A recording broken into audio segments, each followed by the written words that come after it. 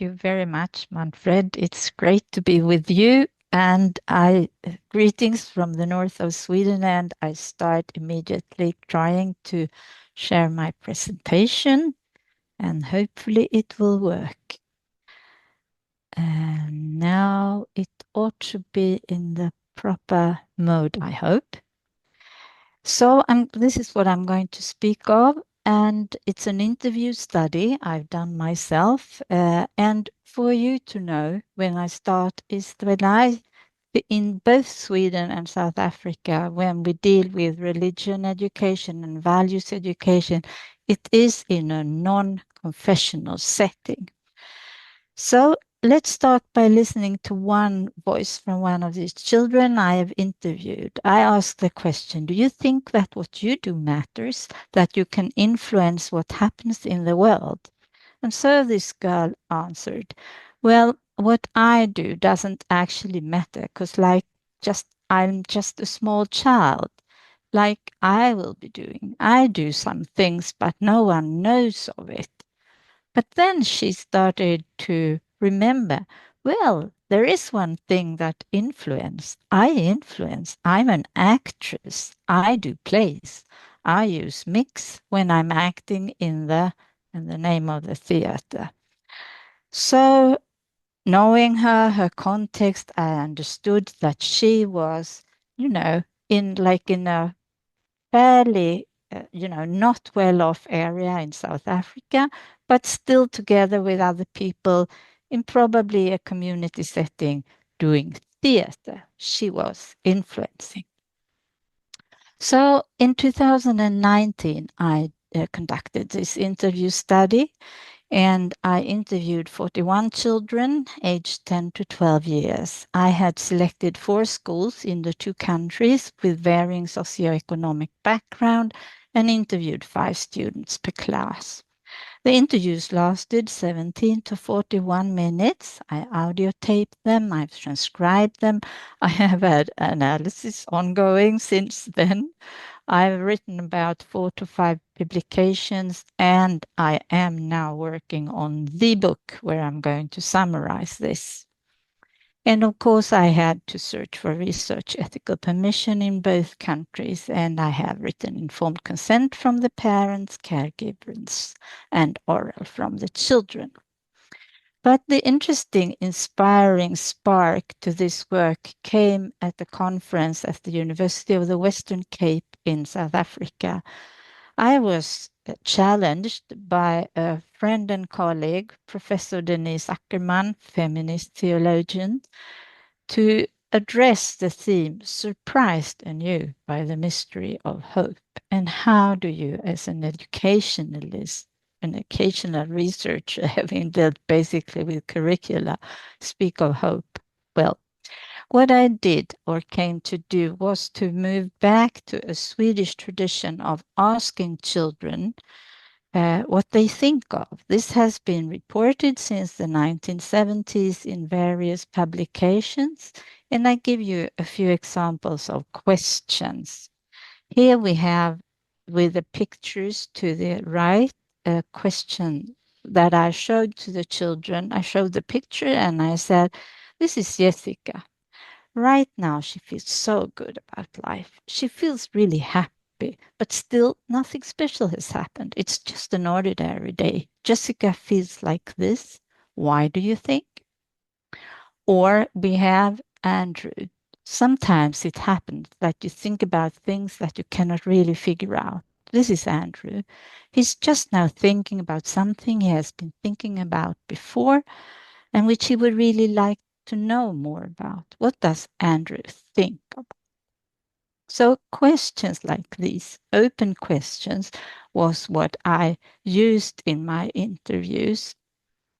But I started them with experiences of shortage of water because in Sweden we had an extremely dry summer 2018, and at the same time Cape Town had the troublesome campaign every drop counts when they were about to run out of water, a 4 million urban area to be without water. And so I asked the children, had they heard about these campaigns, the need to save water, and what had they done in their families? But why is it important that we save water? And then they met these children, Jessica, John, Patricia, and Andrew. And next I asked them questions about human beings, about justice. And to these two questions, I asked for written responses. And then the interviews concluded with 3 questions and regarding sustainability and the future. So this small interview study, or small is maybe not the right word, but anyway, this study I did myself. But at the same time, I've been the PI of a big Swedish research project, but with only Swedish children, where we have used qualitative questionnaires in 11 school classes and got 209 children responding. And we have used questions that have been used before, so we have, in a way, a longitudinal comparison. But I'm not going to basically focus on this one now, but rather the interview study. But in the end, I will come back to the prime findings from that. But what I did when I started working on this interview study and the analysis was to search for an overall theoretical framework, because, who listens to children? Why listen to their voices? But I got some help from John Wall and his book Ethics in Light of Childhood. I used the concept empowered inclusion, and Mark B. Tappan came to be a resource. And together with 2 colleagues, we developed this discussion into a discussion where we used the concept moral authorship to catch the creativity that children display when they express their existential and ethical concerns. So, and now I'm here at this conference, and how to handle the theme of this forum, education for sustainable development, spiritual dimensions. Well, this is not a didactic study on education for sustainable development. No, it's rather children expressing their existential and ethical concerns and reflecting their values and virtues related to sustainability and the future. And the spiritual dimensions.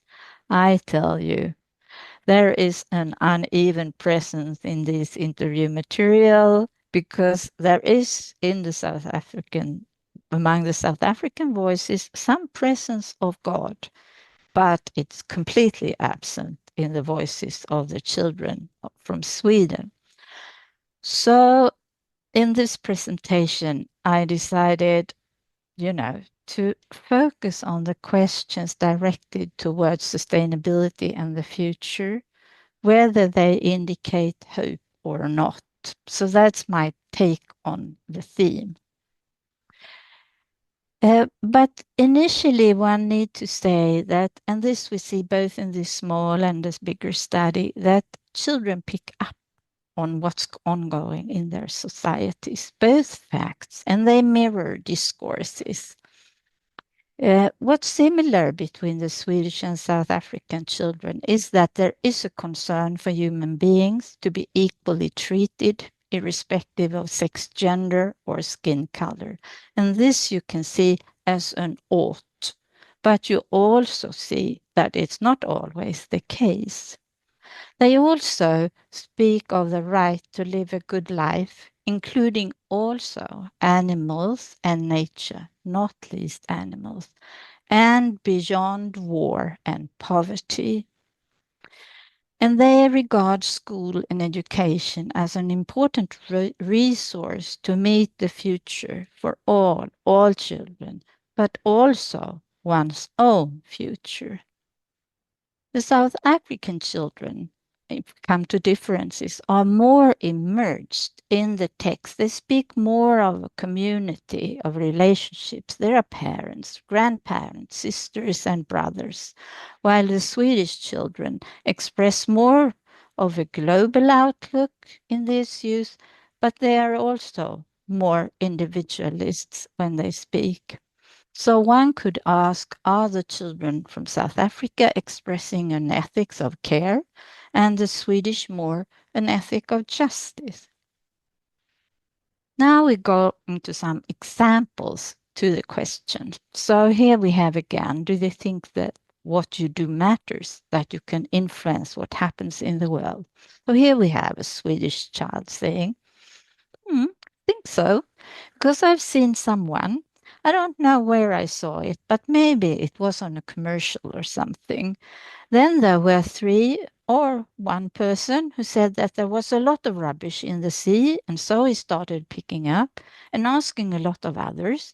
And eventually it became a big club around it in, I don't know, maybe the world, who went and picked up rubbish in the sea and from the ground and so on. So, absolutely, one can influence. And next, another of the questions I posed. What do you think that we human beings need to know to make the world more sustainable? And here we have a South African child. I think we should recycle more, build with eco bricks, care for pets, and don't buy a pet if you can't afford it. Don't treat it like it is nothing. It's a living thing and it has feelings. Hmm? Always look after the earth. Don't throw rubbish everywhere. Another voice from South Africa. What people ought to know. They should start with themselves and pass it on to other people, starting with respect, caring, and being helpful. And if they start with that and they do it to one person, it will start spreading and the whole world will be filled with love. Another voice, a Swedish one, you know, what we need to know, not to go by car at all. Find another way. Not fly either, but it emits too much exhaust, carbon dioxide. The atmosphere sort of breaks up. It is possible to go by bike, but if you plan to go further, maybe it does not really work. So these were children who were sort of, having some kind of direction. But I also had voices, here is one child, Swedish one, who was really very concerned about and worried about the future. So to the question, do you think, you can influence what happens in the world? She said, it depends on how much one does. If one would do sort of very much like inventing machines that suck out all bad atmosphere, yes, then I could make a lot of difference. But if I sort of go around and yes, plant seeds, then I think I do a little. I do not think I do very much then. And if I go and demolish cars, then I don't think I do much at all. So one influences whatever one does, I said to this girl, and she confirmed that. So in another question, she indicated that as a grown up, what she really needed then would to have plants around to be able to breathe. So here we had someone with a clear existential anxiety. And I was asking a South African girl a question about this other girl that you now see, and someone who sometimes one wants to be on one's own, and this is then Patricia. And so, what could she be thinking of? And so this girl said, she is thinking of, and then she paused, of something, I asked, and a bit of a silence.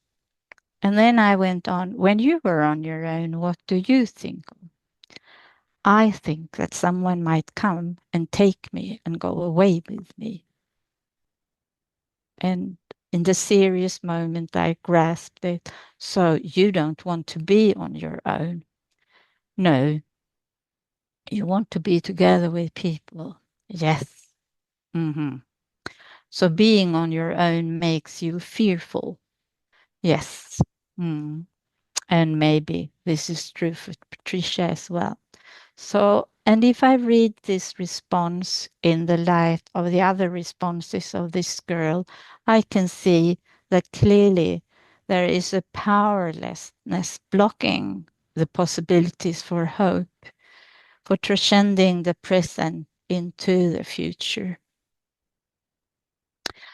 So, you know, being brief now, if we look at this on sustainability and jump there, the word sustainability was not well known among the children I asked it, but the issues were.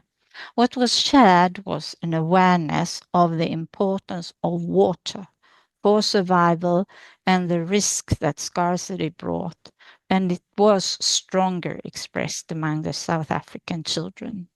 It was also knowledge of how plastic is detrimental to fish, and among the South African children, also more directly connected to fish as an important part of the food chain.